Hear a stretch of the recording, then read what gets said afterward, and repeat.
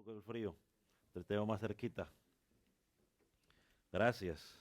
Ahí está, mire, ¿se ve que sí se puede? No, no les pasa nada si están aquí es más al frente. Eso no pasa absolutamente nada. ¿Ah? Eso, mire, los mata. Por fin los tengo aquí cerquita. Ya lo veo mejor ahora sí. Gracias por su ayuda. Colosenses, capítulo 1, por favor. Vamos a leer 2 versículos, los cuales tenía toda la intención de meditar en ellos en el día de hoy,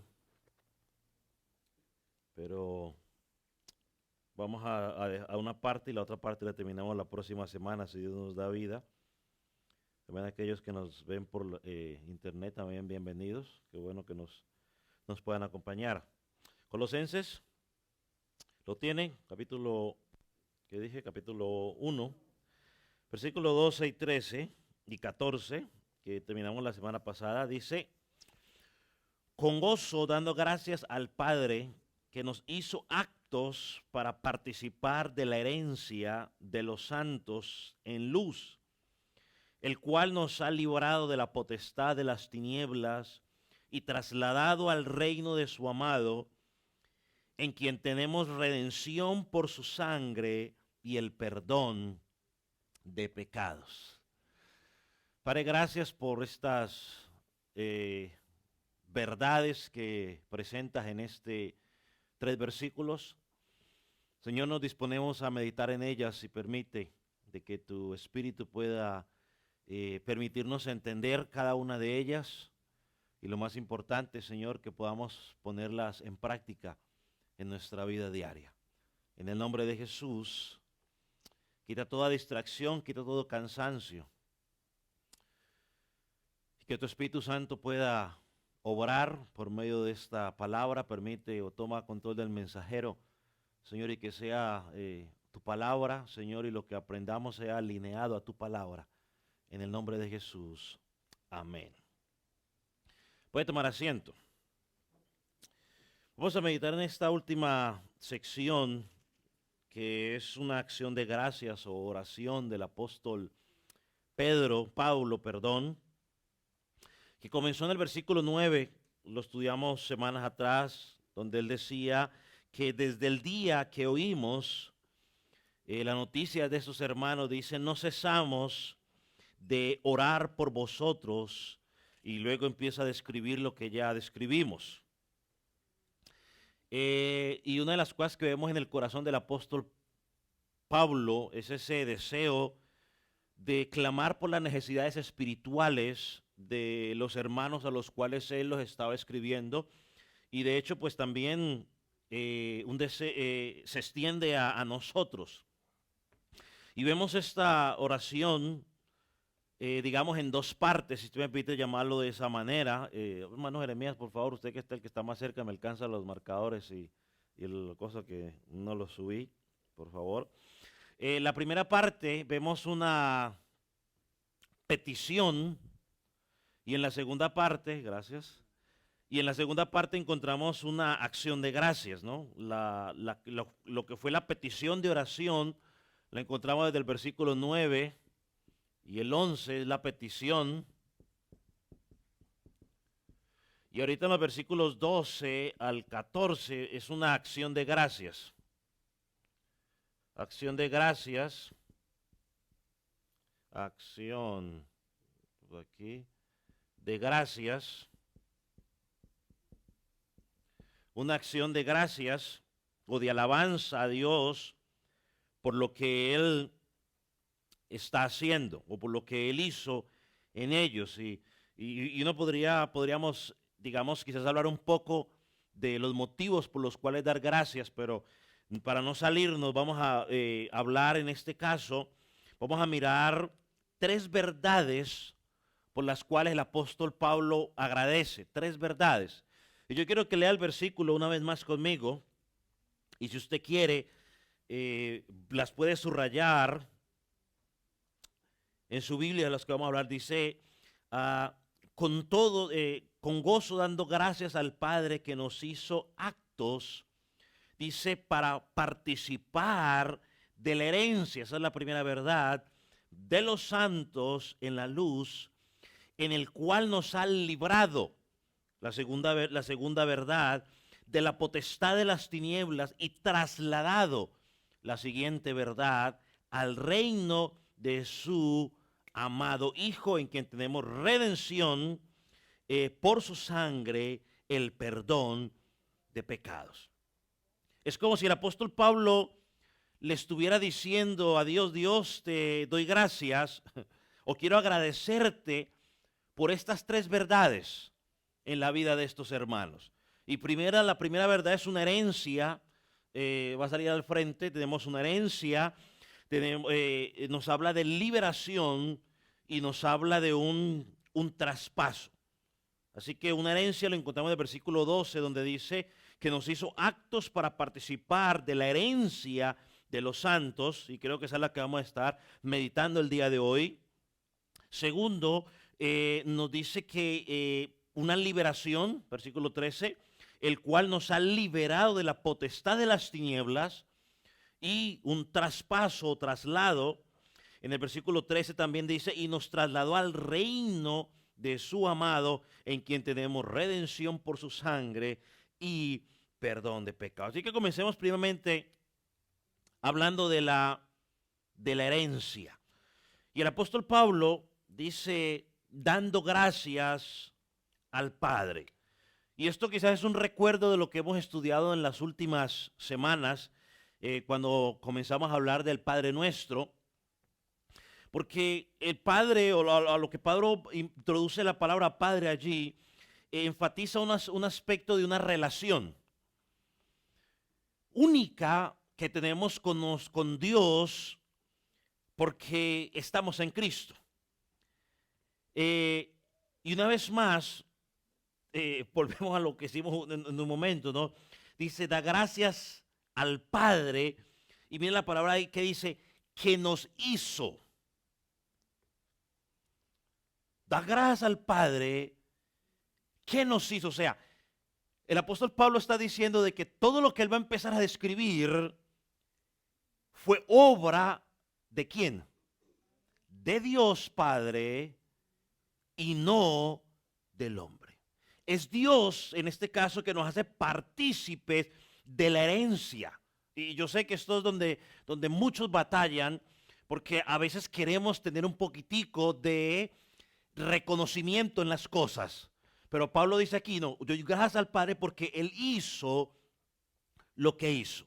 Entonces, ¿qué fue lo que hizo? Dice, Él por darnos la herencia que pertenece únicamente a ¿quiénes?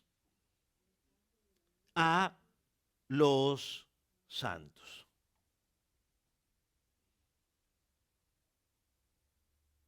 Entonces esto nos habla de una relación que tenemos, el Padre nos habla de una relación que tenemos con Dios únicamente por estar en ¿quién? En Cristo. Entonces, en un tiempo de nuestra vida, hoy podemos decirle a Dios que es nuestro Padre. Pero en un momento de nuestra vida, Dios no era nuestro Padre, era nuestro, ¿qué? Llamémoslo así, nuestro juez.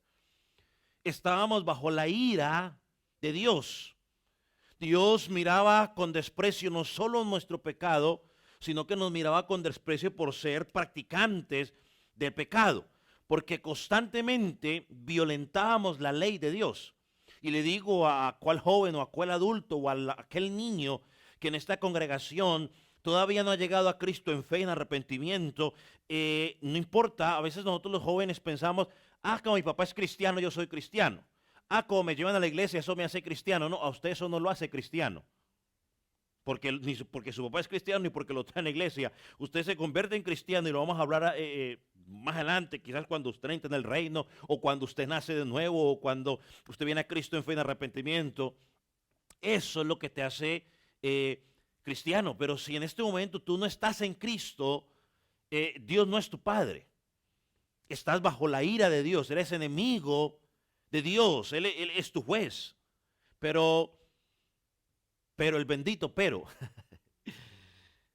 por la gracia de Dios, por el acto de Cristo en la cruz del Calvario, ese acto de humillación, como lo dice Filipenses, y a consecuencia de que en fe creímos en ese acto que Jesucristo hizo en la cruz del Calvario, dice que Él dejó de ser nuestro juez y ahora se convirtió en nuestro ¿qué? En nuestro Padre. Por eso podemos acercarnos a Él y clamar, Abba, Padre. Ahora, pero leamos el texto una vez más, y yo creo que hay una palabra que también debemos resaltar que es importante antes de llegar a la herencia. Dice, dando gracias al Padre que nos hizo ¿qué? Aptos. Esta palabra es importante. Dios nos hizo actos. Y literalmente dicen los estudiosos que esa palabra lo que significa en el griego es quien nos ha calificado. O sea, Él nos ha calificado. Ahora, ¿qué significa calificar a alguien? Bueno, que Él nos ha otorgado el derecho. Él nos otorgó, también dice, el título, que se le otorga el puesto, que se le otorga el privilegio. O sea, que aquí está hablando de una posición que tenemos. Y usted si quiere la puede subrayar, yo por lo menos la subrayé. Así que Dios, Padre, nos ha marcado como actos, otra palabra que podemos usar quizás un poco más fácil, idóneos. Idóneos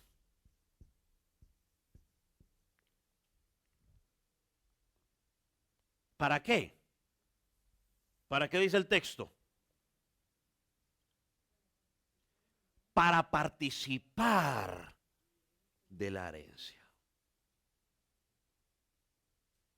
Y aquí viene la pregunta que nos tenemos que hacer, ¿no? ¿Sobre qué base estoy calificado o idóneo para recibir esa herencia? ¿Sobre qué base estoy yo calificado o soy yo hecho idóneo para recibir esa herencia? No, ahorita hablamos de la herencia, pero ¿sobre qué base? Pregunto yo, ¿sobre mi trabajo? ¿Sobre su trabajo? ¿O sobre el trabajo de alguien más? ¿Qué cree usted? ¿Cómo? Por el trabajo de Jesucristo. Es por el trabajo de alguien más. Dios me hizo idóneo a mí por ese trabajo. O sea, cuando yo hablaba de esto, vino a mi mente lo que dice Juan 17:4 en Jesús en la oración sacerdotal, en ese versículo, una parte del versículo, Jesucristo dice, he acabado la obra que me diste. Hermano, usted y yo somos declarados idóneos o somos declarados aptos para recibir la herencia que se nos va a dar sobre la base de la obra que Jesucristo terminó. Recuerda que una de las palabras en la cruz, no, tetelestai, ¿no? Consumado es, o sea, se ha acabado. Dan, ya se acabó. That's it. No hay que hacer más nada. Somos declarados idóneos sobre ello. Y a veces es cuando uno piensa en los judaizantes, ¿no? Que los judaizantes empiezan a tratar de querer incorporarle a la gente que haga ciertas cosas más para así ser aceptado o reconocido por Dios. No, hermanos, es por gracia, es por Dios y su gracia soberana que nos calificó. Es por su gracia soberana. Porque aquí viene otra pregunta. ¿Por qué Dios en su gracia soberana nos calificó? O nos hizo actos. Entonces pongámoslo de esta manera, quizás es más fácil de entender.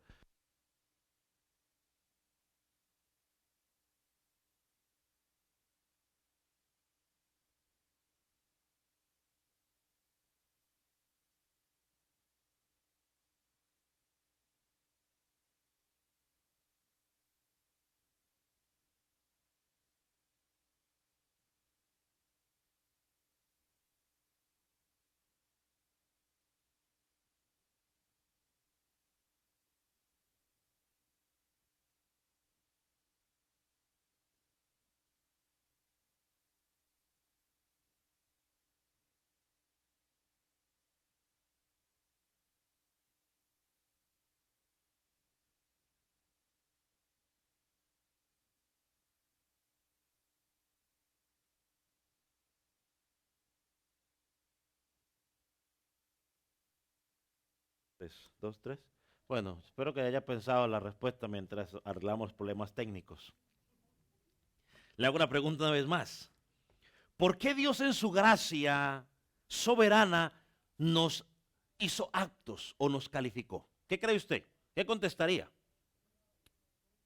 ¿Cómo? Es una sola, es cortica la frase, no necesita más. ¿Por qué Dios en su gracia soberana nos calificó o nos hizo aptos? Ok, por amor. ¿Qué creen? ¿Qué más creen? Ajá. ¿O será que formulé la pregunta mal? ¿Será que la formulé mal?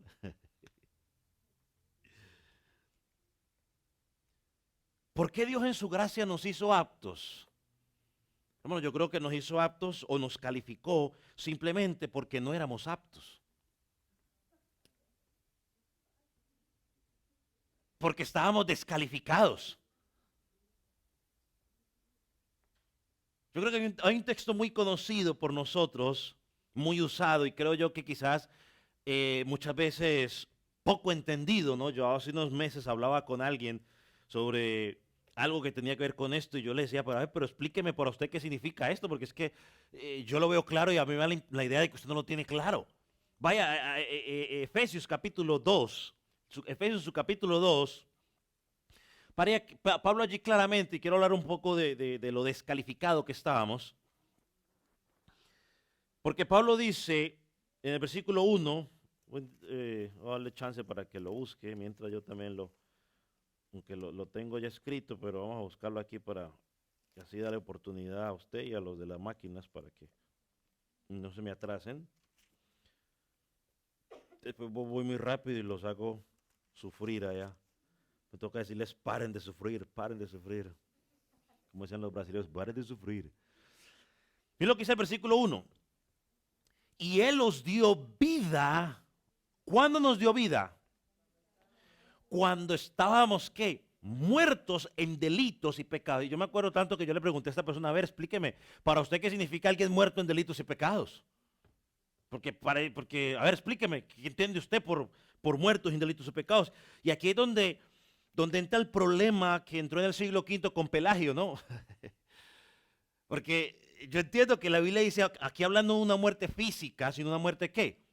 Espiritual, que no es una muerte simbólica, sino una muerte ¿qué? Real. O sea, espiritualmente el hombre está muerto. Ahora, ¿cómo andábamos? Versículo 2. En los cuales anduviste en otro tiempo siguiendo, pregunto, ¿qué seguíamos? Dice, la corriente de este mundo, conforme a la potestad del príncipe del aire, el espíritu que ahora opera en los hijos de desobediencia, dice, entre los cuales también todos vosotros vivimos. Está hablando en pasado, pero a mi entender, no sé, a mi entender, a mi poco entendimiento, entiendo que lo que el apóstol Pablo está diciendo aquí está describiendo lo que es estar muerto en delitos y pecados. Dice, vivimos en otro tiempo. ¿En qué vivíamos? En los deseos de la carne, haciendo ¿qué? La voluntad de ¿qué? De la carne. En otras palabras, éramos esclavos ¿de quién? De la carne. Dice, y de los pensamientos, y éramos por naturaleza hijos de ira igual que los demás. Pablo describe allí lo que es estar muertos en delitos y pecados, por lo tanto estábamos descalificados. En palabras fáciles, lo que el apóstol Pablo está diciendo ahí, estamos completamente descalificados, no éramos aptos para la herencia de Dios. Éramos un cadáver. Nos hablaban de Cristo y simplemente, aunque físicamente escuchábamos que nos hablaban de Cristo, físicamente quizás entendíamos o razonábamos eso, espiritualmente no reaccionábamos, no nos hacía ni fu ni fa. Muchos de ustedes hasta se enojaban Y se ponía, a mí no me hable de eso, hablemos de otra cosa, y se molesta. Hay personas que se molestan cuando usted les habla de Cristo. Entonces una persona muerta espiritualmente, según lo que acabamos de leer, no son palabras mías, camina en delitos y pecados, camina según el curso del mundo, camina estando bajo el poder del príncipe del aire. ¿Quién es? Satanás, el espíritu que opera en los hijos de desobediencia, y camina bajo el control o la influencia de los deseos de la carne y de la mente. O sea, quiere satisfacer la carne en todo momento. Ahí es donde entra el espíritu sensual, ¿no? El yo siento, en lo que lo emociona. El cristiano no se mueve por sentimientos, el cristiano vive por fe.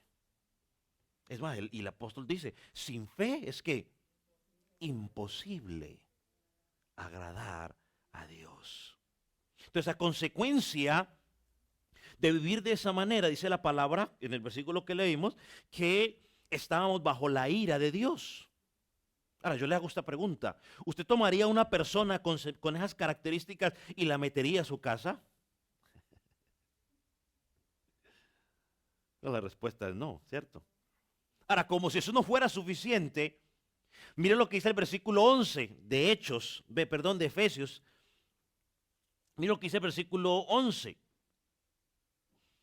Por tanto, acordaos que en otro tiempo vosotros, ¿no? Pablo ya hablando a los gentiles, a nosotros, los gentiles en cuanto a la carne, erais llamados incircuncisión por la llamada circuncisión hecha con manos en la carne. Usted sabe que la incircuncisión era el término incircunciso, era el término que usaban los judíos para referirse a ¿quiénes? A los gentiles, a los que no eran del pueblo judío, a los que ellos no conocían a Dios y muchas veces lo usaban de una forma despectiva, ¿no? Ahora, como si no fuera poco, ahora miren lo que dice el versículo 12, cómo Pablo describe por qué estábamos descalificados. En aquel tiempo estabais como sin Cristo. Esa es la primera. Segundo, porque hay 4 cosas que encontramos allí. Estabas primero sin Cristo. Segundo, ¿cuál era? Alejado de la ciudadanía de Israel. Tercero, alejados de los pactos de la promesa. Y cuarto, sin Dios y sin esperanza en el mundo. Así andábamos. Hermano, más descalificado no se puede estar. Peor no podíamos estar.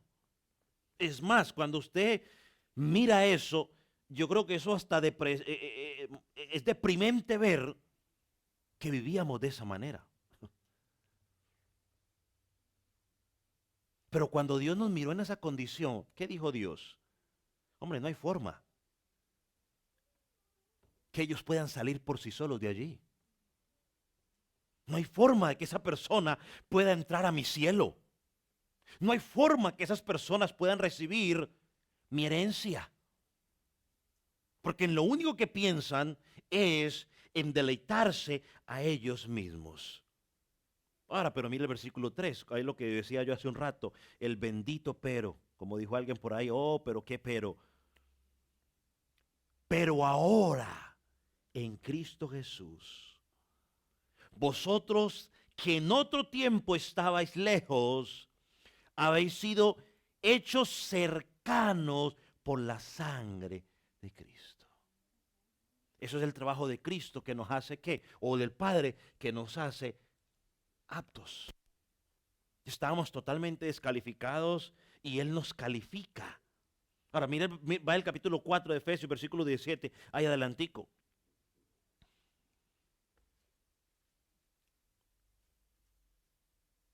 Pero esto digo y requiero en el Señor, que ya no andéis como los otros gentiles que andan en la vanidad de la mente, 18, teniendo el entendimiento entenebrecido, ajenos de la vida de Dios por la ignorancia que hay en ellos, por la dureza de su corazón, los cuales después que perdieron toda sensibilidad, se entregaron a la lascivia para cometer con altivez toda clase de impurezas. Hermano, ¿cómo caminan o cómo caminábamos cuando estábamos en Cristo? Hermano, en la vanidad de la mente. ¿Eso qué significa? Egocentrismo. ¿Cómo caminábamos? Teniendo el entendimiento entenebrecido, o sea, andábamos en oscuridad o en ignorancia. ¿Ya entiende usted por qué hoy la gente anda feliz que porque vieron llorar no sé, una imagen que se presentó no sé dónde y que era la imagen de no sé quién y la gente, ay, se enloquece? Andan en la ignorancia, en la vanidad de la mente. Dice, ajenos a la vida de Dios. Eso significa, hermano, que están muertos, separados de Dios. Por lo tanto, hay una dureza de corazón y han perdido toda sensibilidad. Como consecuencia, dice la palabra, que se han entregado a la vida, a la lascivia de una vida de desorden. Hermano, y eso hoy lo vemos claramente en el mundo. De hecho, hace un rato me mandaron un video donde se había aprobado en Puerto Rico el matrimonio igualitario. Y la gente feliz, y para completar parece que llevaba mucho tiempo que no llovía, y como estaba lloviendo, pues estaban contentos y felices, y dice que hasta el cielo, dijo la señora, el cielo llora de alegría, porque tuvimos esta oportunidad. Y algunos dicen hasta gracias a Dios, imagínense, meten hasta Dios en el rollo. Y yo no estoy promoviendo odio contra ninguno de estas personas, lo que estoy diciendo es que va en contra de lo que enseña la palabra de Dios. Oramos por ellos, los amamos en Cristo, pero tenemos que decirle, ese estilo de vida no está alineado con lo que Dios enseña en su palabra, ni con el patrón original de la mente de Dios. Es Andrés y María, o María y Carlos, o María y Roberto, pero no es hombre con hombre, ni mujer con mujer. Ese no es el diseño de Dios.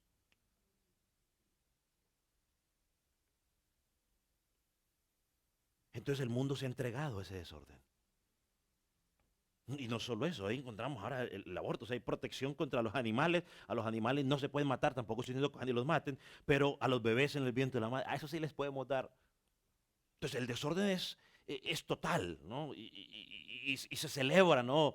La celebración que hicieron los argentinos porque se aprobó esto, era por eso parecía que estuvieran en un carnaval como si hubieran ganado, no sé, una lotería o qué sé yo. Es el desorden. ¿Por qué? Porque la gente anda en la vanidad de su mente, anda con su entendimiento entenebrecido, andan alejados de la vida de Dios y han perdido toda sensibilidad. Y como dice la palabra, hoy a lo malo lo llaman bueno. Y a lo bueno lo llaman anticuado. Ah, no, es que eso ya pasó de moda. Ahora tenemos que hacer una nueva versión. La Biblia, muchos hasta que se identifican como cristianos han tenido la desfachatez, o no sé cómo llamarlo, de salir en público y decir, no, es que la Biblia tenemos que actualizarla. No, pues ni que la Biblia fuera un iPhone, no sé, o una Windows que hay que estarla actualizando cada año. O sea, no, no, no, no, no. La palabra de Dios dice que ella es viva y eficaz. Y que ya se terminó lo que tenía que decirte, ahí está, y no hay ni que sacarle ni que agradable. Ahora, volviendo a la descripción que da Efesios aquí en el capítulo 2, hermanos, estos versículos describen tu vida y mi vida, y a pesar de estar en esa condición, el versículo 12 que estamos estudiando, Dios te hizo acto, Dios te calificó. Y yo le hago esta pregunta sin sarcasmo, no es con sarcasmo que la estoy haciendo, ni tampoco con ánimo de atacar, sino que le hago la pregunta, ¿hay alguien aquí que pueda decir que hizo algo para ser calificado?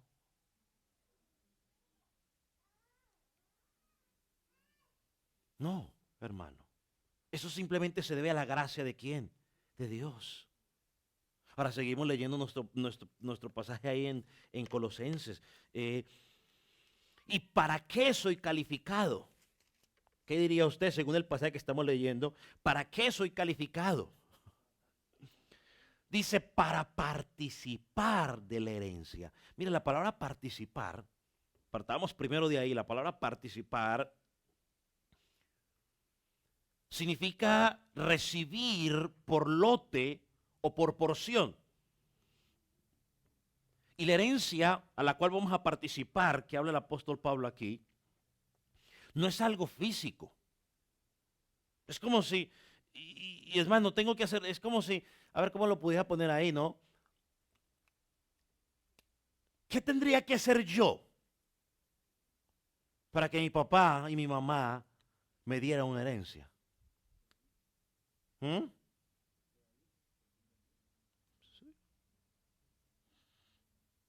¿Tengo que hacer algo? ¿Cómo? ¿Cómo? Que tenga que algo que dejar. No, no, pero partamos del punto, bueno, sí, claro, eso es cierto, pero partamos del punto de que tienen algo que dejar. Usted, los que son padres, nos partamos del punto que tienen algo que dejar, ¿no? ¿Qué tiene que hacer su hijo? Es más, hasta tengo entendido, si los papás mueren, ¿no? Sus propiedades automáticamente por ley pasan a los hijos, a mujeres que tenga algún testimonio y haya dicho otra cosa, pero pasan. Bueno, es lo mismo. Cuando yo soy hijo de Dios, cuando yo soy hijo de Dios, esa herencia pasa. Y dice aquí para que seáis partícipe de esa herencia, pero no es algo físico, sino que es una herencia ¿qué? Espiritual. Pablo llama a esa herencia, Pedro, en 1 de Pedro capítulo 1, versículo 4, lo llama una herencia incorruptible o inmaculada que no se marchita. 1 de Pedro 1, 4. Una herencia que no es transitoria, una herencia que no es pasajera, porque la herencia que de pronto me dejé mi papá pues puede ser transitoria, se acabó y listo, ¿no? Pero eso es una herencia que nunca pasará, que nadie nos las podrá quitar. Ahora sí viene la pregunta, pastor, ¿y cuándo recibo esa herencia? ¿Cuando me muera bueno, si tú has venido a Cristo en fe y en arrepentimiento, ya tienes esa herencia. A veces pensamos que la herencia, una herencia en el futuro, pero no, en el Nuevo Testamento encontramos evidencia clara que la herencia del creyente es presente, la disfruta ahora y que sí, en un momento va a llegar a la consumación en el futuro, pero esa herencia comienzo a disfrutarla desde ahora. Vaya a Romanos capítulo 8, versículo 16, para mirar algunos pasajes allí, donde encontramos también este pasaje es muy conocido por dentro del cristianismo, pero ahí encontramos una verdad. Romanos 8, versículo 16, ¿no? Cuando tenga usted duda, de hecho el versículo 1, él comienza diciendo que ninguna condenación tenemos en los que están en Cristo, ¿no? Si usted está en Cristo, no hay condenación para usted. Pero mire lo que dice el versículo 16, el Espíritu mismo da testimonio ¿a quién? A nuestro espíritu ¿de qué? De que somos hijos de Dios.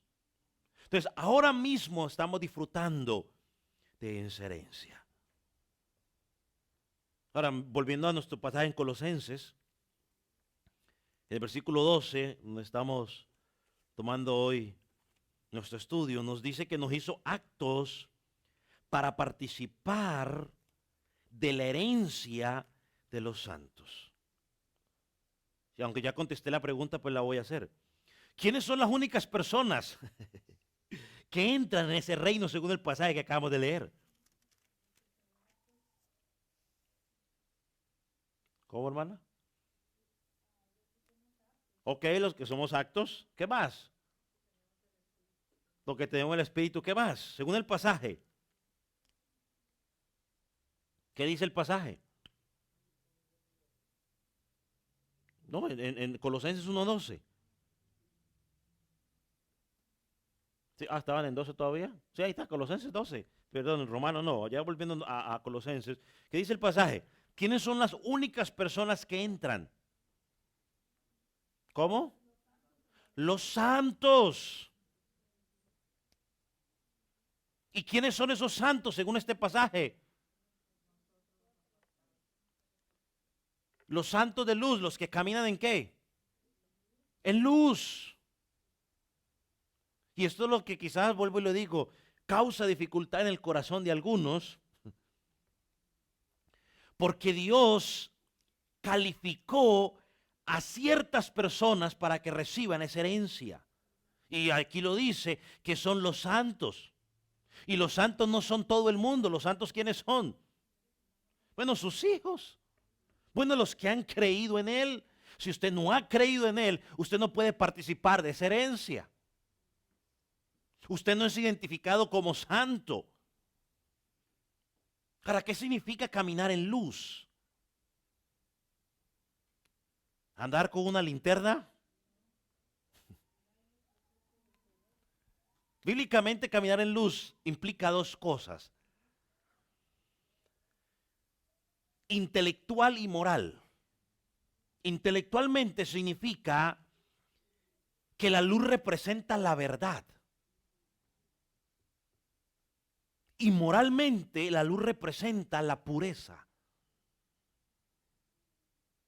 Entonces, con esto en mente, podemos decir que los santos se caracterizan, o sea, los santos que caminan en luz se caracterizan por un conocimiento de la verdad y por un comportamiento moral o puro diferente a los del mundo. Esos son los santos. Los santos se caracterizan, ¿por qué? Por un conocimiento de la verdad y por un comportamiento moral y puro diferente a los demás. O sea, yo camino moralmente bien, pero porque ese caminar está fundamentado en el conocimiento de lo que Dios pide. Hay mucha gente que moralmente camina bien, pero muchos lo hacen no por glorificar a Dios, sino por salud, ¿no? Ah, yo no puedo beber, entonces no bebo. No fumo porque me enfermo, ¿no? Me comporto bien. Pero el creyente lo hace no para quedar bien con la sociedad, sino por agradar a quién. Aquel que lo llamó lo tomó por soldado, aquel que lo adoptó como hijo. Entonces, un cristiano conoce la verdad, un cristiano camina en esa verdad y en pureza. Vaya a Hechos, capítulo 26. A escribir un poco más sobre los santos. Hechos 26, versículo 18. Pablo predicando a los gentiles. Y mire lo que le dice en Hechos 26. Hechos 26, versículo 18.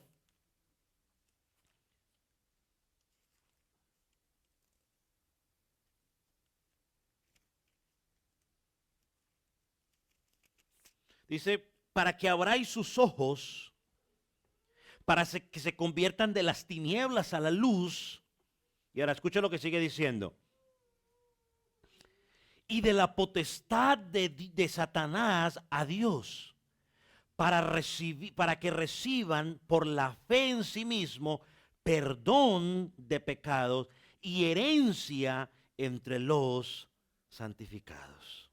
Pues Pablo aquí habla de que se le abran los ojos, que se les dé luz para que se conviertan de Satanás a Dios, para darles perdón y para darles una herencia en la fe en Cristo Jesús. Entonces, cuando una persona pone su fe en Cristo, y esto ya lo he hablado muchas veces, automáticamente se convierte en un santo. Y hemos dicho varias veces que santo es alguien que es apartado para Dios. Alguien que ha sido apartado, separado para Dios. Entonces los santos son personas que viven la verdad, que conocen la verdad y viven esa verdad. Hay momentos en los que nos equivocamos, claro que sí. Pero eso no significa de que una cosa es equivocarse en algún momento y otra cosa es convertir eso en patrón de pecado. Son dos cosas diferentes. Una cosa puede ser que usted por alguna situación mintió, pero usted entró en razón y dijo, no, tengo que corregir eso. Pero cuando usted se lo conoce, que por los últimos 20 meses o los últimos 2 años lo han atrapado en más de tantas mentiras, entonces eso ya es un patrón de vida. Ahí donde está la diferencia. Entonces, no es perfecta esa persona, pero otra cosa que vamos a asociar es lo que dice Pablo en Santiago, ¿no? La fe sin obras es muerta. Entonces hacemos obras no para ganar nuestra fe o ganar nuestro favor con Dios, sino para demostrar que ya somos salvos. Vaya a 1 Corintios 6:9. Encontró otro pasaje más que el apóstol Pablo nos dice algo más. Antes de entrar a hablar un poco más de la herencia, 1 Corintios 6:9 dice, ¿no sabéis que lo injusto no heredará el reino de Dios? Dice, no erréis, ni los fornicarios, ni los idólatras, ni los adúlteros, ni los afeminados, ni los que se echan con varones. ¿Seguiré leyendo? Solamente le di hasta el 9, ahí anoté hasta el 9. Bien, yo le leo hasta el 10. Ni los ladrones, ni los avaros, ni los borrachos, ni los maledicientes, ni los estafadores heredarán el reino de Dios. Lo que está diciendo es que toda persona que vive como ese estilo de vida no tiene herencia.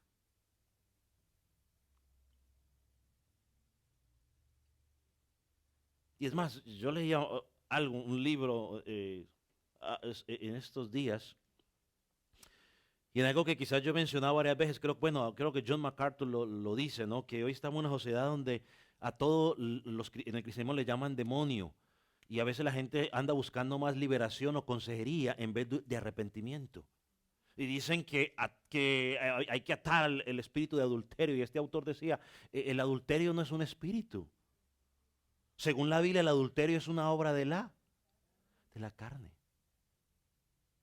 Y entonces la forma más fácil es, no es que yo soy adúltero porque es que tengo un espíritu de adulterio. No. Es una obra de la carne. Estás caminando en los deseos de la carne.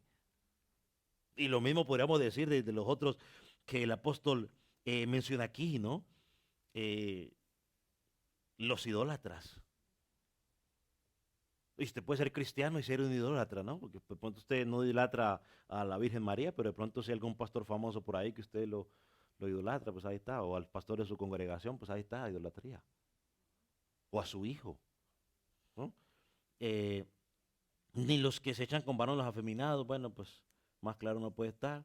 Los ladrones, los ávaros, ahí está. Los que andan dándole a Dios el 20 para que Dios le dé 30, ahí está, los ávaros.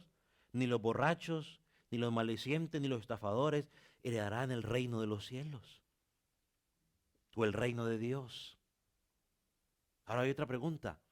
Ahora sí entrando al versículo más. ¿Cuál es la herencia? Porque dice el versículo 12, si lo busca usted ahí otra vez rápidamente,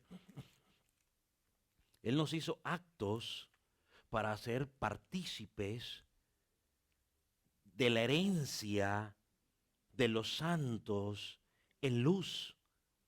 ¿Cuál es esa herencia? Bueno, en términos generales podríamos decir que esa herencia es la vida eterna, ¿no?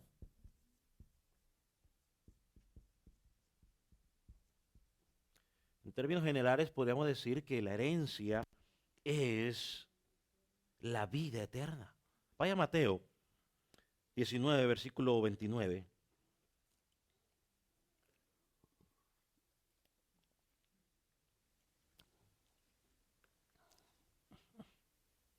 Lo tiene Mateo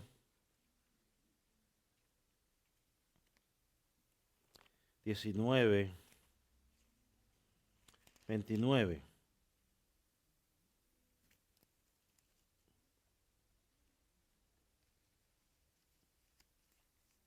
Dice, y cualquiera que haya dejado casa, o hermanos, o hermanas, o padre, o madre, mujer, hijos, tierras, por mi nombre, recibirá 100 veces más y heredará la vida eterna. Y aquí está hablando simplemente de que no haya una competencia en su interior con Dios. Que ni su papá ni sus hijos le roben ni su casa ni trabajo, le roben a usted el lugar que a Dios le pertenece. Hay mucha gente que no llega a Jesucristo es porque, ¿y qué dirá mi familia? Bueno, hay que orar para que eso se derribe y puedan llegar a Jesucristo en fe, en arrepentimiento. Y dice, recibirá 100 veces y heredará la vida eterna. Yo creo que este es uno de los pasajes más hermosos que deben disfrutar mucho los que les gusta la teología de la prosperidad, para prometer a la gente 100 casas más, imagínense, 100 padres más, 100 madres más, 100 hijos más, 100 mujeres más. Pero la vida eterna implica al menos dos cosas, hermano. Yo quiero que usted la tenga bien clara, se la voy a poner al frente para que usted la vea. La vida eterna implica dos cosas. No implica solo duración de esa vida, sino el tipo de vida. O sea, no es solamente la duración, sino el tipo de vida que voy a vivir.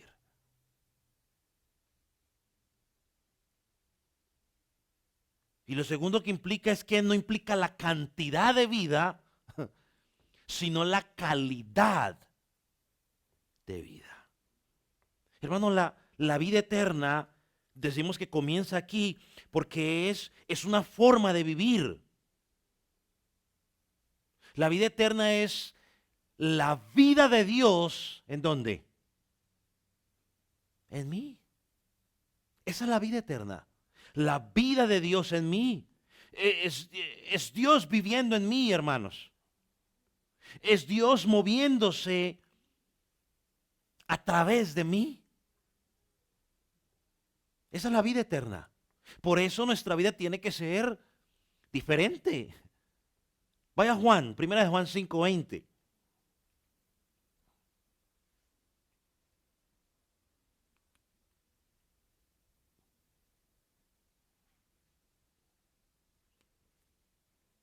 Creo que aquí lo dice claramente en primera de Juan 5:20 y esto lo estudiamos hace unos meses atrás. Pero miren lo que dice, pero sabemos que el Hijo de Dios ha venido y nos ha dado entendimiento para conocer al que es verdadero. Y estamos en el verdadero. El verdadero es quien Cristo, no en la iglesia. Y yo lo he dicho muchas veces, usted no sabe que no, es que la iglesia del Calvario es la verdad. No, no, la verdad es Cristo, no la iglesia del Calvario. Nosotros hacemos parte de la iglesia universal de Jesucristo, donde el verdadero es Cristo. Aquí dice el pasaje, estamos en el verdadero. ¿Quién es el verdadero? En su Hijo Jesucristo. Este es el verdadero Dios y la vida eterna.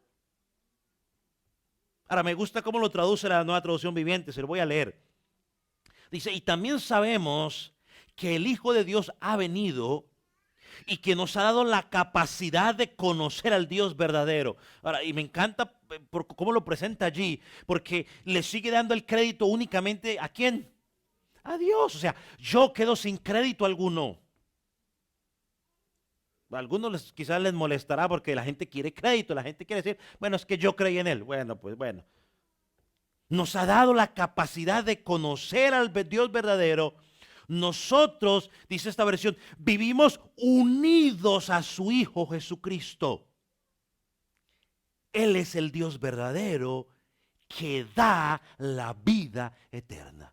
Dios es el que da la vida eterna. Y ahí dice, estamos unidos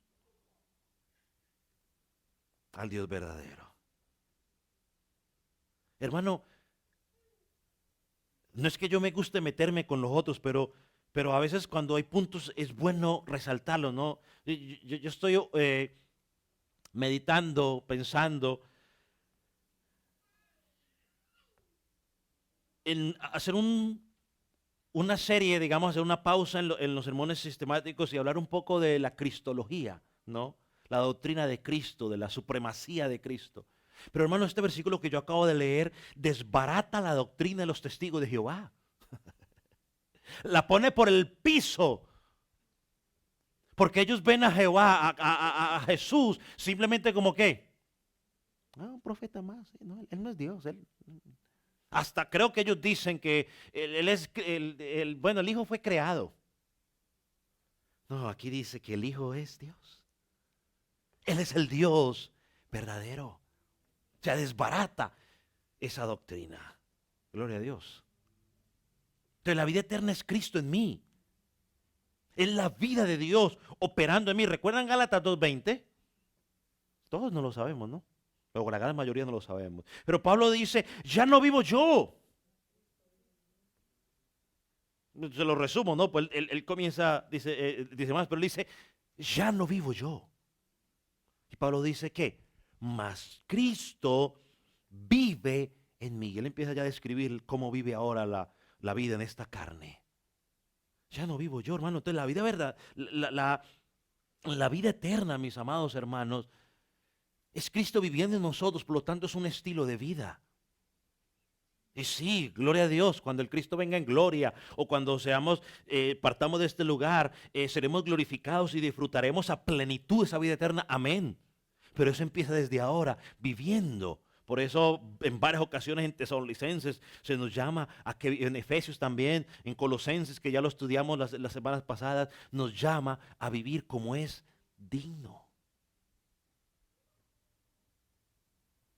Ahora, hay otro aspecto, hermano, del reino o de esa herencia, perdón, en términos generales también incluye esa nueva tierra.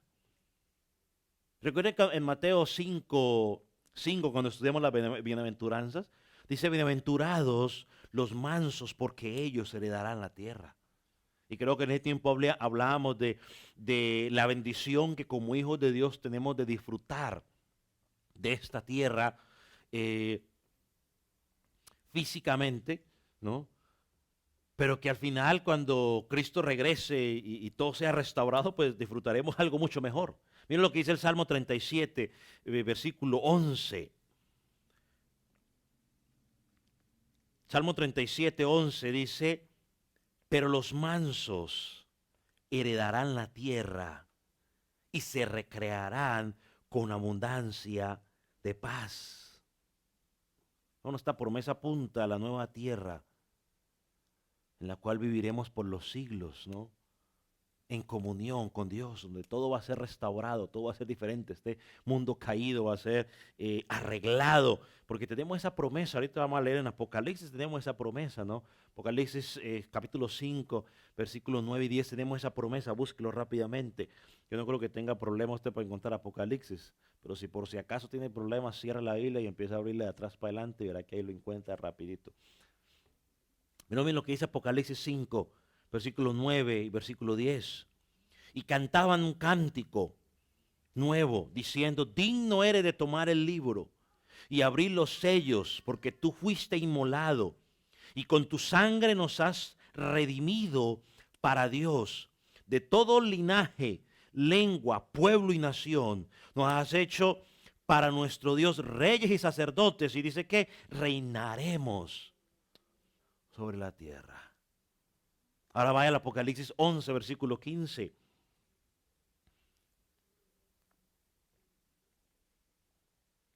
Dice, el séptimo ángel tomó la trompeta y hubo grandes voces en el cielo y decían, los reinos del mundo han venido a ser de nuestro Señor y de su Cristo, y reinará por los siglos de los siglos. Sí, Satanás es el príncipe de este mundo. Sí, él está dando patadas de ahogado, como se dice ahorita, causando un desastre. Pero un día, cuando Cristo venga, y como dice el Salmo, ponga a sus enemigos por estrado de sus pies, él reinará eternamente. Y los hijos suyos estaremos allí. Y los hijos del diablo pues estarán sufriendo castigo eterno, sufriendo la ira de Dios por la eternidad. Entonces, hermano, la vida eterna nos da la promesa de un mundo renovado, un mundo que será liberado de la consecuencia del pecado. Que aquí hay una última pregunta que nos podríamos hacer, que es importante, y es, ¿cuál es la garantía de esa herencia? ¿Cuál es la garantía de esa herencia? Creo que ya en Efesios lo estudiamos, Efesios capítulo 1, versículo 13, dice, en él también vosotros, habiendo oído la palabra de la verdad, el evangelio de nuestra salvación, y habiendo creído en él fuiste sellados. ¿Con qué? Con el Espíritu Santo de la promesa. Amados hermanos, el día que usted creyó, el día que usted fue redimido, ese mismo día, de inmediato en el acto, Dios puso su Espíritu Santo en nosotros. Y nos lo dio como un anillo de compromiso, como la cuota inicial, donde Dios dice, yo voy a cumplir lo que prometí, ¿no? Como cuando usted, aquí lo llaman layaway, ¿no? En la tienda, donde usted va y dice, bueno, ¿cuánto cuesta eso? Que cuesta $200. Bueno, entonces le voy a dar $50. Lo separo y son la garantía de que voy a regresar y voy a pagar los otros 150. Bueno, la diferencia es que ya no se la dan, hasta que no pague todo. La diferencia es que Cristo ya le dio la vida eterna a usted y su Espíritu y le dio la garantía. Dios nos dio, repartió esa herencia, una herencia que es incorruptible, una herencia que no se mancha, una herencia que no se desvanece, y nos garantiza por medio de su Espíritu Santo que es la promesa de que Él va a cumplir. ¿Sabe? Aquí puedo hacer, digamos, un paréntesis rápido, ¿no? Porque a veces en algunos círculos cristianos, aunque la Biblia dice que el Espíritu Santo viene a morar en nosotros en el momento que creemos en Él, en algunos círculos cristianos pues nos dicen que tiene que esperar usted cierto momento, que alguien tiene que hacer esto por usted, orar por usted, para que entonces venga luego el Señor sobre su vida. No, el Espíritu Santo, y entonces separan, ponen dos eventos, ¿no? Hermano, cuando usted, bueno, lo llaman el bautismo, que usted sea bautizado con el Espíritu Santo. Bueno, la Biblia enseña que el bautismo del Espíritu Santo es cuando usted es insertado dentro de la familia de Jesucristo, cuando usted cree en Él.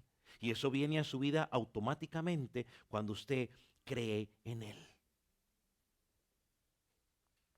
Ese es el paréntesis. Ahora va el versículo 18 del capítulo 1 ¿de qué? De Efesios. Rápido. Versículo 18 de Efesios. Le leo dos pasajes más y lo dejamos por ahí. Efesios capítulo, ¿qué dije? 1, versículo 18. Voy a empezar a poner a leer entre 8 días. A ver.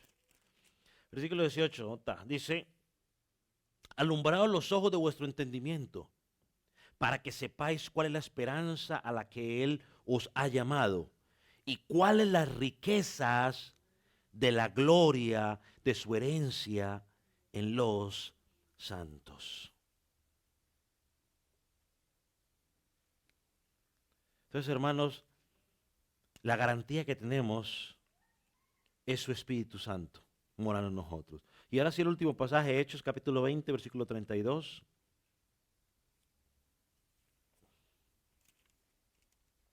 Hechos 20, 32.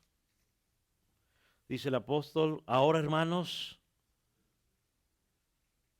o Lucas, dice, ahora hermanos, os encomiendo a Dios y a la palabra de su gracia, que tiene poder para sobreedificaros y daros herencia con todos los santos.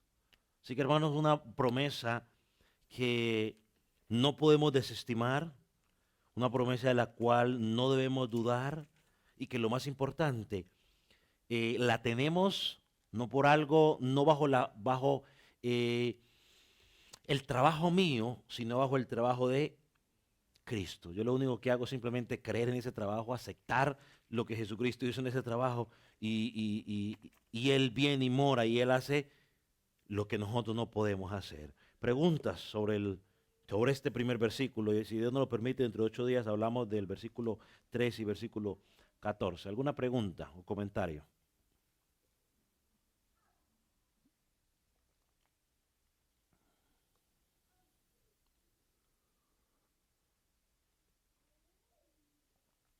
¿Todo claro como el agua o como el chocolate?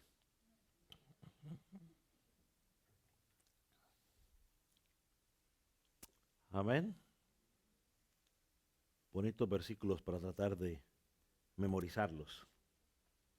Vamos a terminar con una oración esta parte. invitarle que ponga sobre sus pies entonces.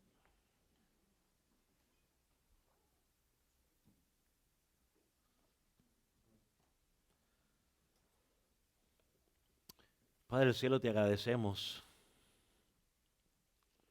por permitirnos mirar nuestra vida a la luz de estos versículos, Señor. Señor, gracias porque a través de ellos tú nos recuerdas que somos tus hijos, que tú eres nuestro Padre, que tenemos una relación contigo. Gracias porque nos recuerdas que tú nos hiciste actos para participar de esa herencia. Padre, y enséñanos a disfrutar de esa herencia en la cual estamos viviendo ahora. Señor, que cada día podamos vivir como a ti te agrada. Señor, que al mirarnos tú puedas decir, como dijiste desde tu siervo Job, he aquí mi siervo Job, no hay otro como él, temeroso, apartado del mal. Señor, queremos vivir de esa manera. Señor, no porque queremos eh, quedar bien delante de los hombres, no porque queremos aparentar delante de los hombres, sino porque entendemos, oh Dios, que somos tus hijos y debemos vivir como tal. Padre, gracias por esta oportunidad y permite que tu palabra que fue expuesta y que ha llegado a cada corazón, permite que pueda dar el fruto, Señor, que cada corazón o que cada vida necesita en este momento. En el nombre de Jesús te damos gracias, Padre. Amén. Amén.